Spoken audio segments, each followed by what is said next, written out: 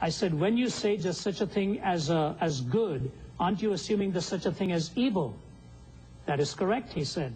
I said, when you say there's such a thing as evil, aren't you assuming there's such a thing as a moral law on the basis of which to differentiate between good and evil? When you say there's such a thing as evil, aren't you assuming there's such a thing as good? He said, yes. I said, when you say there's such a thing as good, aren't you assuming there's such a thing as a moral law on the basis of which to differentiate between good and evil? He accepted that. And I said, but if you posit such a thing as a moral law, you must posit a moral lawgiver, but that's whom you're trying to disprove, sir, and not prove. If there's no moral lawgiver, there's no moral law. If there's no moral law, there's no good. If there's no good, there's no evil. What is your question? I love it. You see what I mean?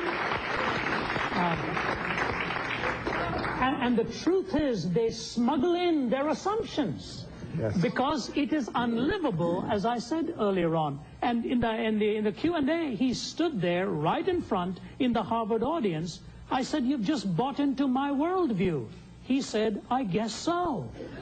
You see, Jim, the question self-destructs unless there is a God.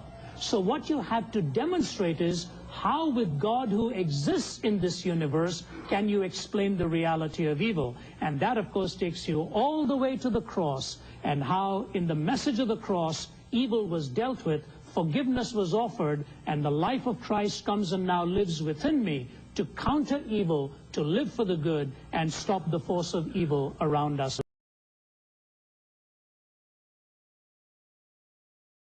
With God, the question is valid, and with the cross, the answer is efficacious.